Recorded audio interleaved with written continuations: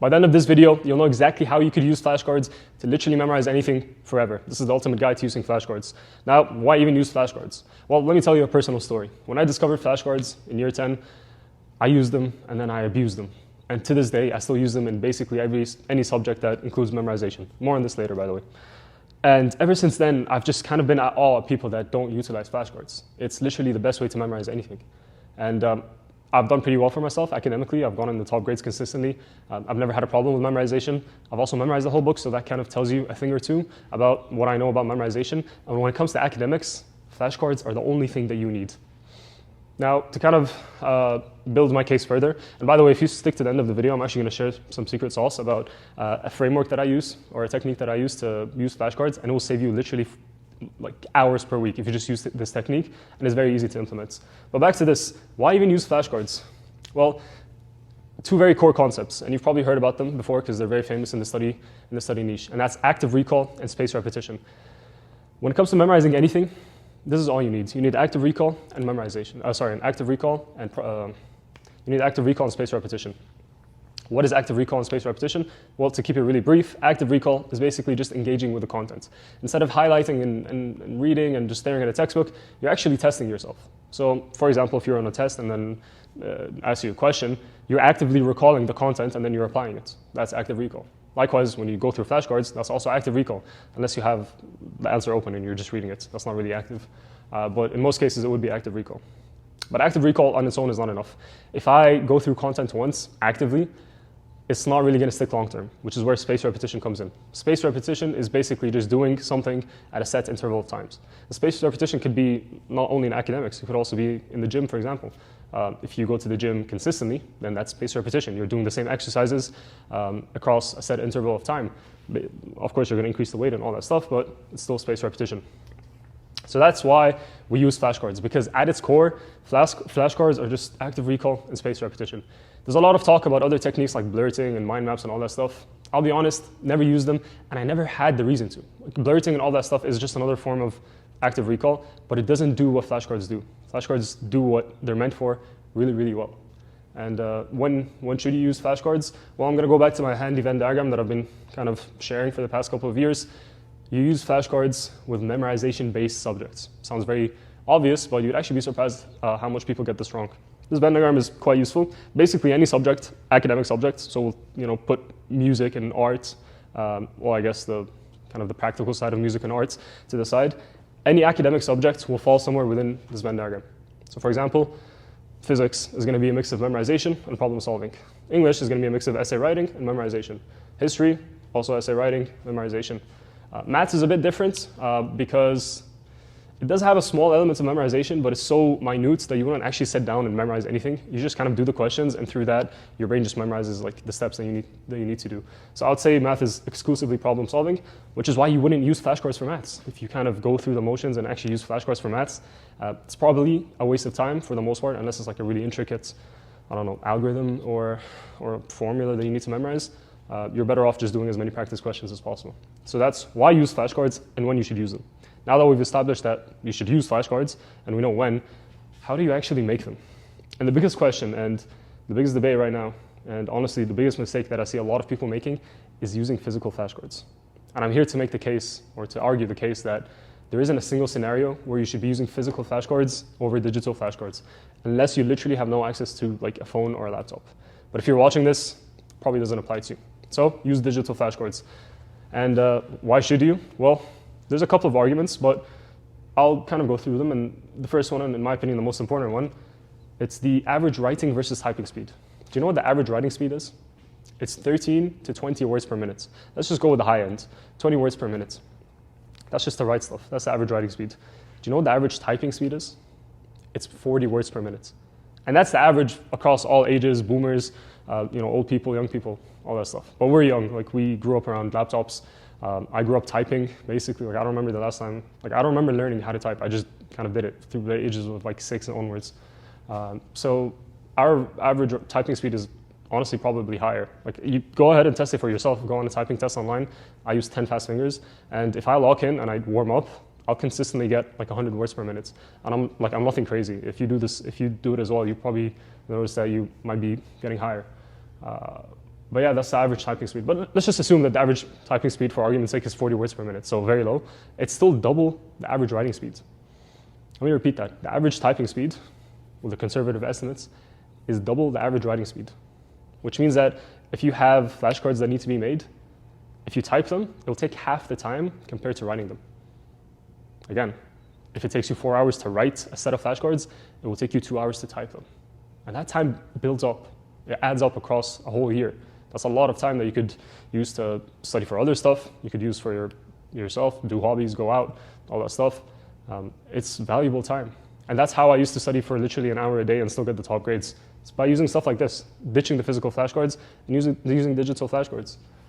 Now an argument, kind of a counter-argument is, well, I like writing flashcards because it just helps me memorize it. It helps me kind of remember it. And I'm not going to dispute that. Like that's based on science. If you write things, you're more likely to memorize them. But my argument is, well, is it worth the trade-off? Is it worth taking double the time? And there's also some other trade-offs as well, but let's just talk about time. Is it worth the trade-off? I'll give you an example. If I just make digital flashcards, and then I go through them like twice, and that takes like 5 minutes, 5 to 10 minutes, versus writing the flashcards, and that takes like an extra hour, I've gotten the same benefits because I've gone through them, which means I've kind of trained my brain to tell it, hey, this is important, keep it, maintain it. And at the same time, I've still saved like 40 minutes, 50 minutes. So it's not worth the trade-off in any case. Physical flashcards are fun because you could kind of color them and highlight them and all that stuff. But all that stuff is just fluff. It's just a waste of time. It doesn't actually contribute to your end results. It's just a waste of time. I'm trying to be as nice as possible because a lot of people kind of grew up making physical flashcards and making them look all pretty and all that stuff. But if we're being fully honest, what makes you memorize, what makes you get the top grade at the end of the day is active recall versus spaced repetition. And if we could do that in half the time, why not? So that's my arguments. And there's also a couple of other arguments as well. Digital flashcards are always with you. If you use the right platforms, then you'll always have digital flashcards on your phone or on your iPad or on your laptop. You don't ever have to carry them around. They're literally always with you. And there's a very important benefit, which we'll talk about later for that. But just the fact that you could go through them anywhere will save you a lot of time and will save you a lot of headache by not having to carry a deck of physical flashcards and all of that. And then the last argument is also memorization algorithms. So a lot of these platforms, they don't just give you the flashcards to kind of go through. They actually look at what you've done so far, what you've gotten good at, and what you're still struggling with, and they'll focus on what's hard. With a physical flashcard sets, you're kind of going through them, putting them to the back, and then once you go through them again, you're still going through the same sets the same amount of times. Each card, you're going through the same amount of times. But the cards could vary. One of them could be really, really hard, and you just can't get it, and the other is kind of easy. But you're still going through them the same amount of time. You're not treating each card with kind of the respect that it deserves. As opposed to memorization algorithms, where if you get a card right enough times, it will kind of make it more sparse, as in you're not going to waste time on that card because the algorithm knows that you've already gotten it. Now, in terms of other things, when it comes to making flashcards, we've already kind of answered the digital versus physical arguments. I hope that now you know that you should use digital flashcards. But some other pointers as well. Keep it brief. As you can imagine, I mean, I don't remember the last time you tried to memorize something, but as you can imagine, if you try to memorize something and it's really long, your best bet is to break it down into chunks, because that's how we like memorizing stuff. And it's the same thing with flashcards. If you have a flashcard that's too big to memorize in one go, it's not a suitable flashcard. You have to break that down. So I try to keep my cards maximum a sentence or two, something that I could kind of look at, remember, and then when I turn away the flashcard, I can still remember. If it takes me longer than like 2 minutes to memorize, it's probably too long. So keep it brief. And a technique that I use to also keep it brief is, like, these are flashcards. These are not academic papers. You don't have to have the right grammar. If there's filler words or whatever, if you could shorten the sentence down as much as possible and still get the points across, then that's your best bet as well. So if you kind of go through my flashcards, I used to have people that told me, hey, like, can I buy your flashcards? And I would say, you don't want to. Like, they almost don't make sense, but they make sense to me. It's kind of like caveman English, because you just need to get the kind of the buzzwords, the keywords, and then everything else, you could just fill it in using your brain.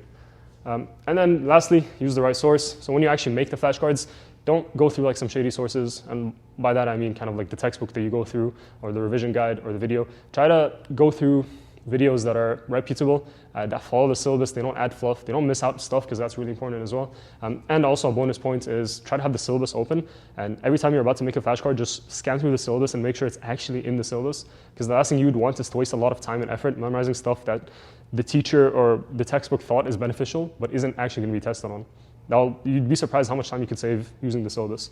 So that's exactly how to make flashcards. And the last thing we're going to talk about is how do you actually go through flashcards. So this, making flashcards, it's only half of the, I'd say it's not even half of it, it's probably less than half.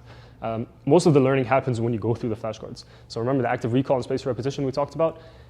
That's when this happens. So it's very important. And the framework that I use when going through flashcards is the 3-2-1 framework. It's very simple. The first week you make a set of flashcards, you should go through that set 3 times that week.